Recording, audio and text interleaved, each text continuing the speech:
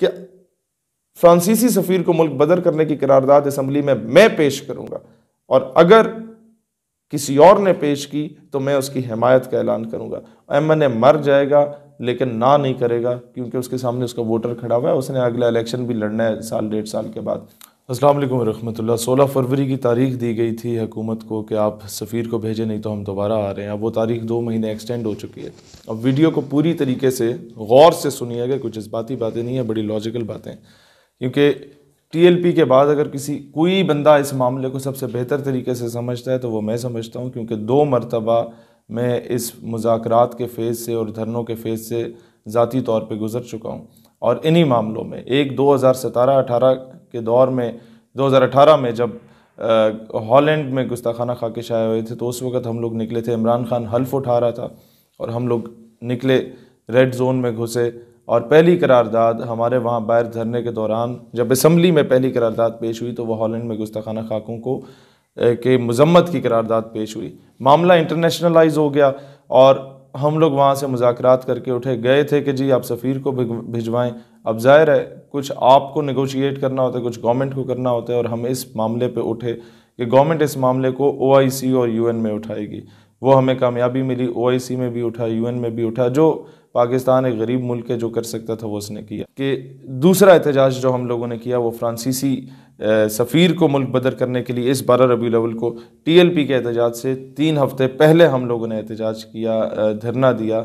और उस वक़्त क्या हुआ कि हम पे शेलिंग हुई। शेलिंग होने के बाद मामला मीडिया पे उठा, इंटरनेशनल मीडिया हमने कॉल ऑन किया हुआ था, और इंटरनेशनलाइज हुआ मामला, अल जज़ीरा पे चला, BBC पे चला, उसके अलावा मतलब दुनिया के तकरीबन हर इंटरनेशनल मीडिया पे चला।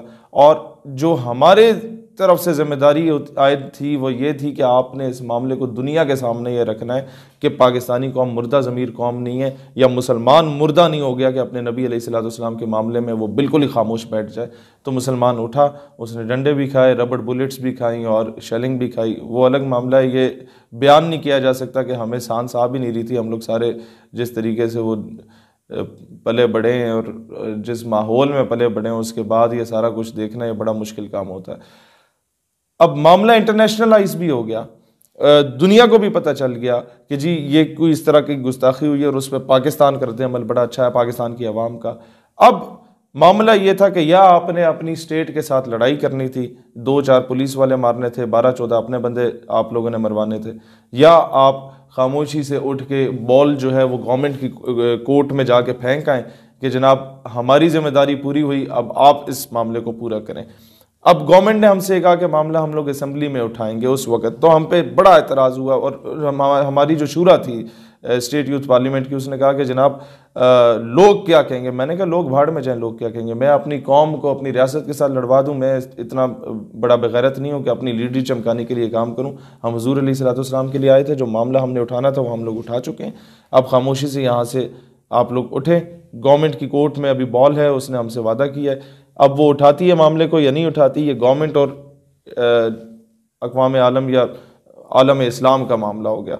अच्छा, अब सवाल ये पैदा होता है, जो लोग अभी ये कह रहे हैं कि जी TLP कोई पैसे लेके उठ गई है, TLP जो है वो नेगोशिएट कर गई, उनका भी यही मामला है कि वो क्या अपने वर्कर को उठा के रियासत से लड़वा देते।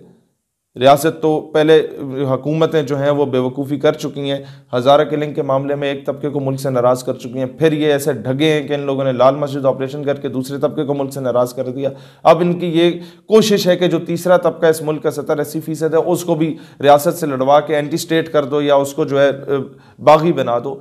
और तो फिर जब आप पे मुश्किल वक्त आएगा तो फिर शहादतें देने के लिए यही लोग होते हैं जो खाइयाँ बेलचे लेके अपने सीने लेके बॉर्डर पे हाजिर होते हैं। खैर, ये हुकूमत की आप समझें कि फेलियर है कि वो ये काम अगर नहीं कर पाती। अब जो सबसे बड़ी कामयाबी आप लोग समझ, ये अवाम नहीं समझती, वो कहती है बस 16 से एक दिन लेट हो गए तो भाई हम पता नहीं क्या हो जाएगा, मर जाएंगे। नहीं होगा भाई। आप मुझे ये बताएं ना, अगर ये मामला इतना आसान होता तो हम लोग जो उठे थे या TLP जो उठी थी, हम लोग से पहले ये बाकी सारी मजहबी जमातें इस्लाम के जो ठेकेदार बने फिर रहे हैं, या बाकी जितने भी सियासी लोग जो रियासत मदीना के नारे राग अलाप रहे हैं, वो लोग उठ चुके होते और सफ़ीर को भिजवा चुके होते। It's hell lot of a difficult task. लेकिन यहाँ पर टेक्निकली क्या 2-3 पॉइंट्स थे जो TLP को करने चाहिए थे। हमारे दोस्त हैं, भाई हैं, और ये मशवरा मैं पब्लिक में इसलिए दे रहा हूँ ताकि पब्लिक को भी समझ आए कि भाई टेक्निकलिटीज़ क्या होती हैं, वो सिर्फ जज्बाती नारे नहीं होते। वो क्या है? नंबर 1, 3 महीने का टाइम था। अभी जब मुज़ाकरात के लिए बैठना था तो आपके पास ये होमवर्क कंप्लीट होना चाहिए था कि फ्रांस में पाकिस्तान के कितने लोग नौकरियां करते हैं, कितने लोग वहाँ पढ़ाई कर रहे हैं। जब हम सफारती ताल्लुकात ख़त्म करेंगे और फ्रांस उन्हें मुल्क बदर करेंगे तो क्या वो चाइना, अमेरिका, रशिया या हमारे बाकी ऐसे ममालिक जिनसे ताल्लुकात कोई थोड़े बहुत गुजारे लायक हैं वहाँ पर स्टेबल हो सकते हैं या नहीं हो सकते? और चाइना बिल्कुल कर लेता, उससे आप ऑफ द रिकॉर्ड अगर ये बात करते। नंबर 2, फ्रांस के साथ जो हमारे दिफाई मामलात या बाकी मामलात चल रहे हैं उसमें कौन सी ऐसी डेवलप्ड कंट्रीज हैं दुनिया की जिनके साथ हम लोग वो फला चीज़ों के इंजन्स ले सकते हैं। मैं इनडायरेक्टली बता रहा हूँ, आपको कोई मसला नहीं था। हमारे ये इदारों में सारे काफिर नहीं बैठे हुए होते, यहाँ पर बड़े दर्द दिल रखने वाले हुजूर के इश्क में लबरेज ऑफिसर्स भी मौजूद होते हैं। आपने 2-3 सबसे पहला काम क्या करना चाहिए था, अब भी मौका है, 2 महीना मजीद एक्सटेंड हो गया, 2-3 रिटायर्ड आर्मी ऑफिसर लें, 2-3 रिटायर्ड ब्यूरोक्रेट्स लें, उनको अपनी तंजीम में शूरा में बेशक ना रखें। अगर आपको डर है कि जी खबरें लीक करेंगे, उनकी एक अलग शूरा बनाएं जिसका काम सिर्फ ये हो कि राय आमा को हमवार करे आपकी फेवर में, नंबर 1, एंड नंबर 2, पढ़े लिखे तबके को आपकी फेवर में लाए जो तबका इमरान खान के इर्द गिर्द घूम रहा होता है। फैसले उसी ने करने होते हैं, हम लोग सिर्फ नारे लगा सकते हैं।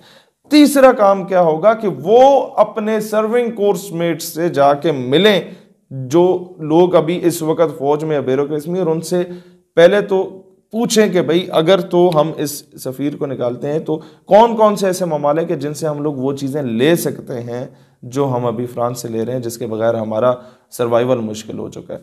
ये काम बड़ा टेक्निकली किया जा सकता है लेकिन नामुमकिन नहीं है, और ये पॉसिबल भी है। चौथा काम जो प्लान बी हमने सोचा था लेकिन उसके बाद क्योंकि हमें मौका नहीं मिला, टीएलपी आई, तो हमने कहा अभी हम बीच में नहीं पड़ते ये प्लान बी के खाते में, क्योंकि ना मामला फिर टीएलपी के हाथ में रहना है ना हमारे हाथ में रहना है, और या आपस में वर्कर जो है वो लड़ के बैठ जाएगा।